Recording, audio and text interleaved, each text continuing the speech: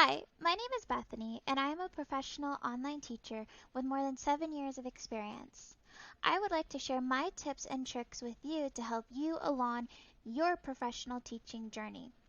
Let's get started with today's episode. Now, in a previous video, which I will link up here and then in the description, we talked about the benefits of using a virtual whiteboard versus using a traditional whiteboard. Now, one drawback that some teachers tell me they have about using a virtual whiteboard is it does become very difficult to write legibly on a virtual whiteboard when you are using a mouse or using a trackpad on the laptop. So what are some ways around this? Today I'm going to show you 2 ways around this obstacle. So we're going to start by sharing our screen. So again, we'll come down here and we'll hit share screen. Now, instead of going to the virtual whiteboard, we are going to come here to where it says iPhone/iPad. Now, this is going to enable us to screencast from our Apple devices onto our Zoom screen. So when I have that selected, I'm going to hit share. Now, you may get this message the first time or periodically when you want to screencast.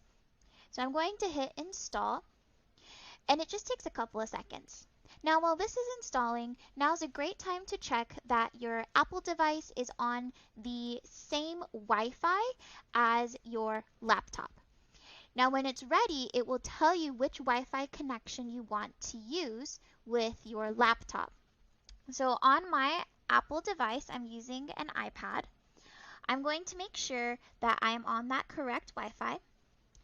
And I am going to swipe down and you'll see 2 rectangles, and that is for your screen mirroring.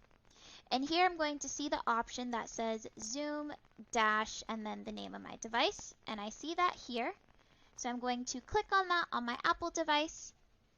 It is going to load, and here we are now screen mirroring from my Apple device. Now, this is my preferred method because along with my iPad, I do also have an Apple Pencil, and I am currently using the Notes app on my iPad.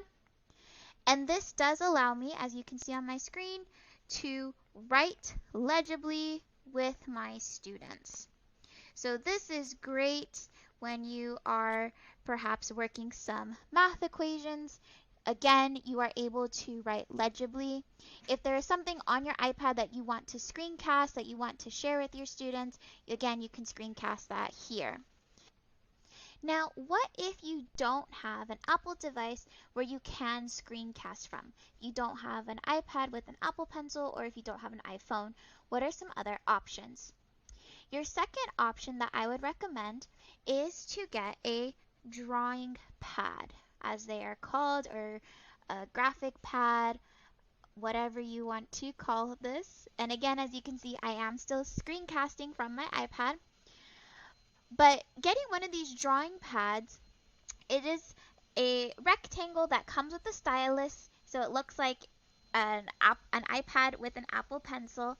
They do have USB ports that can plug into your computer, and again, you will be able to draw or write legibly using one of those pads.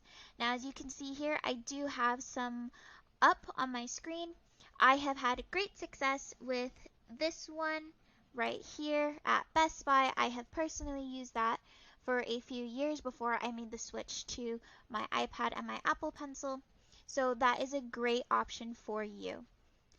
I hope you have found this tutorial useful, and I hope it will help you to continue to be successful on your online teaching journey. We'll see you in another episode. Bye.